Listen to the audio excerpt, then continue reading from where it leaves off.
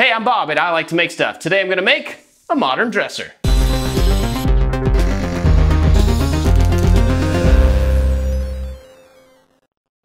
This video is sponsored by Squarespace. If you need a domain, website, or online store, make it with Squarespace. We're back up here in the room where my three boys stay, and we worked up here a lot. We renovated the room, we made some bunk beds, we made a climbing wall, but now we've got something more practical to do. We're gonna combine 3 separate dressers into a single dresser to save some floor space, and we're gonna put it right here below the window. We're gonna make it really wide and have 3 separate columns of drawers, one for each of them, and I think we're gonna cover it with a really nice hardwood on the front. Let's do it. This piece was going in a really specific spot, so I measured out the area, making sure to account for the trim that was on the floor. I wanted it to sit on the inside of that baseboard, but still take up as much space as possible. After that, I started cutting down some plywood. I ripped it down into some big pieces, and for the cuts I made with the circular saw, I put down some blue tape first. This helps keep the top layer of veneer intact, and so it doesn't splinter when you run the blade through it. The carcass for this dresser is pretty much like every cabinet ever made. There's a top and a bottom piece and 2 side pieces. There's also 2 dividers in the middle of the piece that are a little bit more shallow because the drawer fronts are going to sit in front of them. As I often do, I use pocket holes to put this carcass together. You can go the route of doing it in a more complicated way with specialized joinery, but you're not actually going to see the outside of this. You're only going to see the front face of this piece, so it doesn't matter how it's put together. I often get some complaints about using pocket holes, but honestly, it doesn't matter. They're fast, they're easy, and they do their job just fine. To start assembling this, I screwed down a cleat to my work table and then pushed the pieces up against that. It gave me a hard stop for the bottom and the side piece. This lets me glue them, hold them in place up to my speed square to keep them at 90 degrees, and then put in the screws.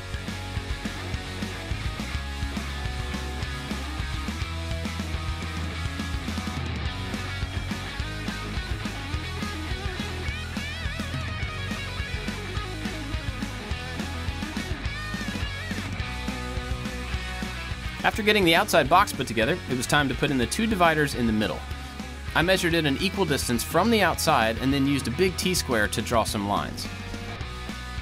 After I got both of these drawn, I flipped the whole piece over and did it again, so that I have those matching lines on the top and the bottom of the inside. This will make it a lot easier when putting in the pieces and getting them lined up. But before I put those pieces in, I marked out a place on the top back of each one of them so that I could cut out an area to put in a brace.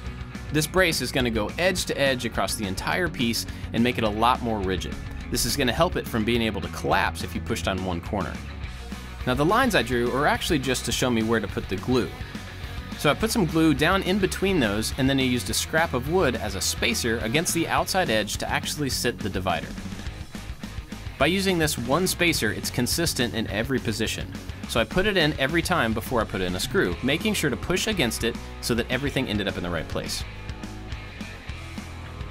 Of course, on the top, I had to clamp it to the piece so that it didn't fall down.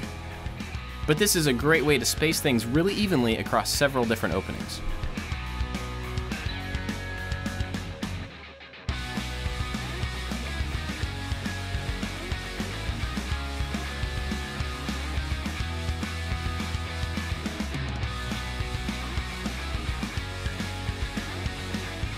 At this point, it was pretty strong, but if you pushed on the top corner, you probably could collapse it.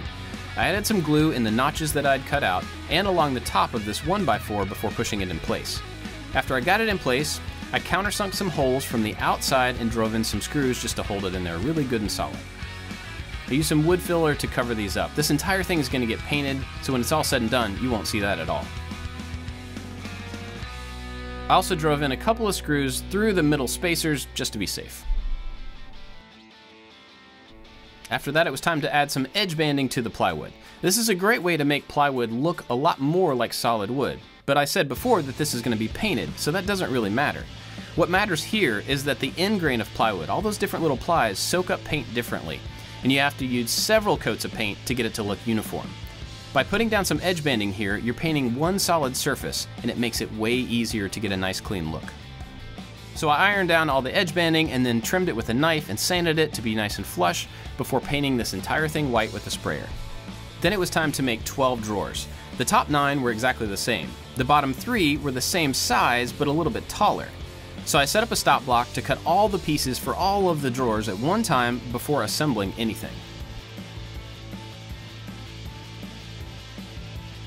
I finally got all these pieces cut down to length, and so now I need to add a dado so we can slot in the bottom, and I'm gonna put a rabbet on the end of each one of these pieces. That's a whole lot of rabbet cuts. I put on my dado stack so that I could cut a slot that was 3/16. That's the same size as the material I wanted to use for the bottom of each of the drawers. After I got that in place and set to the right position with the fence, I cut a dado into each one of these pieces. This dado is cut into all 4 sides so that the bottom panel of the drawer can fit in and be locked in from every direction. After those were done, I put on a sacrificial piece of wood next to the fence so that I could move it all the way up to the blade. This makes it so you can cut all the way to the edge of the piece of wood without the blade touching your fence and messing it up. So I made a rabbet cut on both ends of each one of these pieces, half the thickness of the material. This makes the corner of the drawers a little bit stronger because there's more surface area for the glue. After that was done, I cut down several sheets of 3/16 plywood to be the bottoms for the drawers. Got all the panels cut and all the drawer pieces cut, so now we're gonna assemble them. Everything is gonna be glued together, and I'm gonna use these really short brad nails to hold all of the rabbets in place while the glue dries. The glue is definitely gonna do all of the work in keeping these things strong.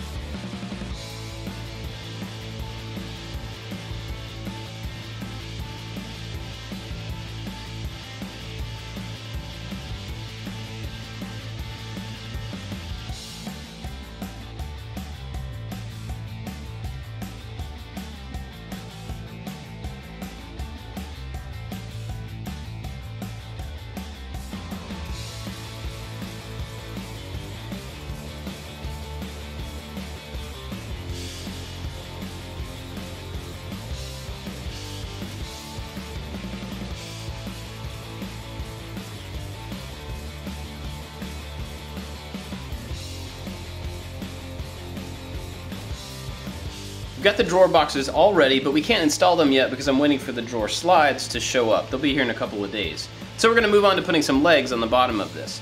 Originally I was gonna turn some tapered wooden legs on the lathe. I decided against that, and then we moved on to getting some of this steel pipe. This is the same stuff that we used for the bunk beds up in my boys' room where this piece is gonna go, so we got this to use. But now that I see it in place, it actually doesn't really have the look that I want. So we're gonna use some 3D printing to make some covers that will go over these, and then we can make the legs look like anything that we want. The first important step here is to make an accurate model of the piece of pipe and the flange together. I used some calipers, measured it out, and recreated that as a 3D model. From there, you can draw any profile shaped leg that you like and rotate it around the same center point. The shape doesn't matter, you just have to make sure that the section in between the floor and the bottom of the pipe is printed solid, not hollow. While those are on the 3D printer, we're gonna move on to milling up some of the wood that we got for the drawer faces. We got these big pieces of cherry, and they're gonna run all the way across the piece on every row of drawers. So first, we have to run these through the joiner and clean up the edge, and then plane them down to the right thickness. Actually, before that, I cut them down to basically the rough length, a little bit extra, so that I didn't have to plane any more than necessary.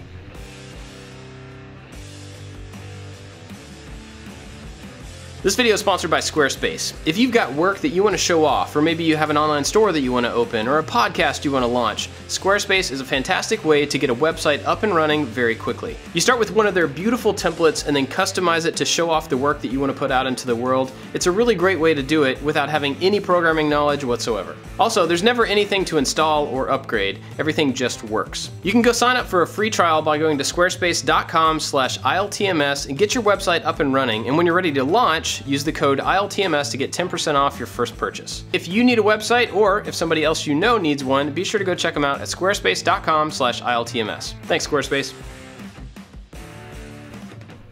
The widest of the boards was actually too wide to go through the planer. This gave me one clean edge so that I could cut it down to roughly the right length before ripping it to the right width and running it through the planer. I planed all these boards down to 3/4 of an inch, which is what I had planned for when building the carcass and the drawers. Then I ripped the widest piece, the one for the bottom drawers, down to its final width. This made it so it just barely fit through the planer to get it down to its final thickness.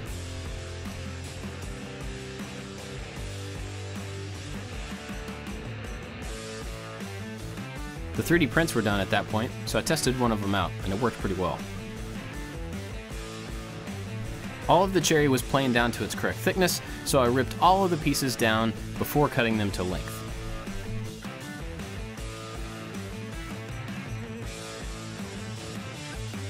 I gotta admit, I'm a little bit nervous to cut these down to length because they're beautiful boards and they cost a fair amount, and if I screw it up, it's gonna be wrong. Can't undo it. But we've gone over the numbers several times, I think we'll be good.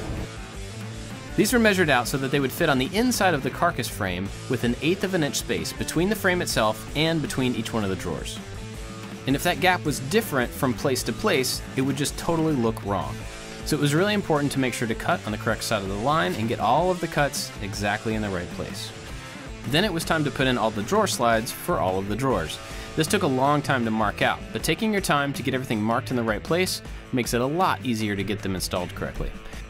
I got these templates that clamp on to hold the drawer slide level while you screw it in place. That was a big help. We also made a little template for the side of the drawers so the rails always got put in the same place.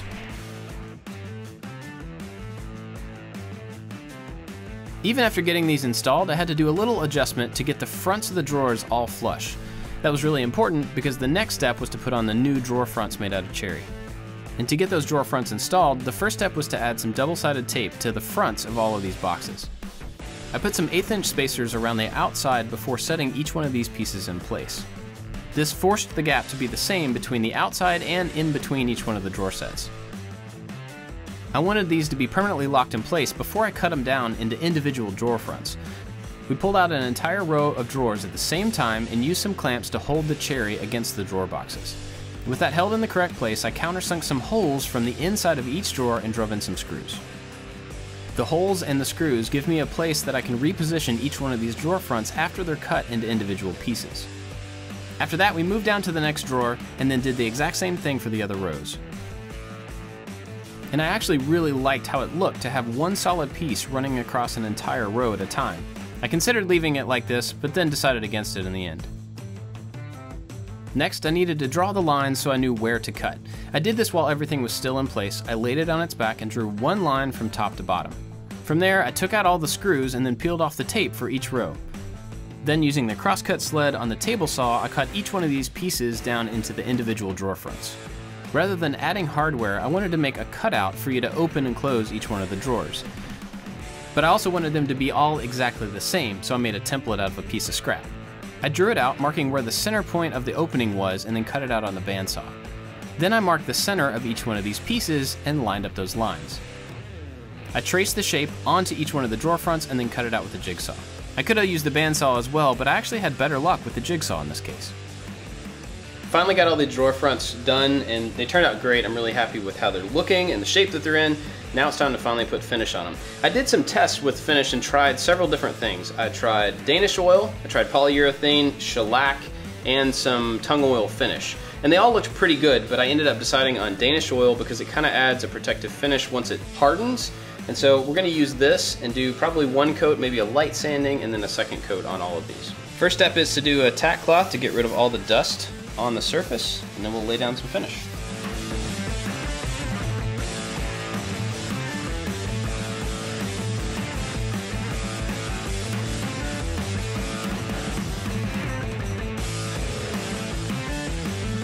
The drawer boxes were just slightly shorter than the drawer fronts, so because of these cutouts, I also had to make a cutout on the boxes.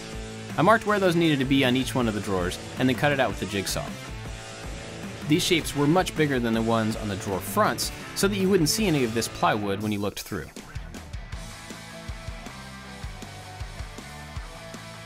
After cleaning up those cutouts, it was time to put on the drawer fronts for good. I drove the screws back into the box with the tips just barely sticking out the front edge. These gave me registration points so that I could drop the drawer faces down and get them right back in the right position. Holding those down, I drove in the screws and it pulled everything together.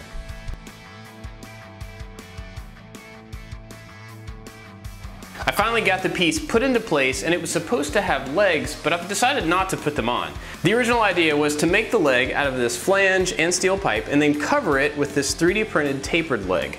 This would actually work out really well and I want to use this in the future, but on this particular project it actually just doesn't make any sense. It looks fine as it is sitting on the floor, plus if we lift it up, we just have to clean underneath it. So for now, we're gonna leave it as it is, go ahead and put the drawers in and call this one done, but in the future, if we ever decide to move this anywhere else, we can always add the legs to it later. And another cool thing about this leg idea is that you could sculpt any shape that you want and 3D print it and just make it to fit over this.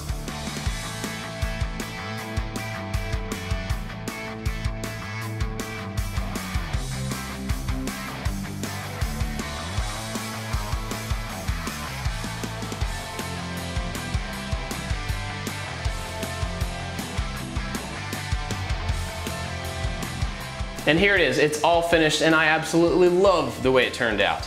But I gotta be honest, it was a long road to get here. There were a lot of problems that we had building this that I didn't put into the video because they're not really relevant. But I'll let you know now, we had to completely replace the outside plywood box because the first batch of plywood we got had a lot of warp in it and the gap all the way around these drawer faces looked awful.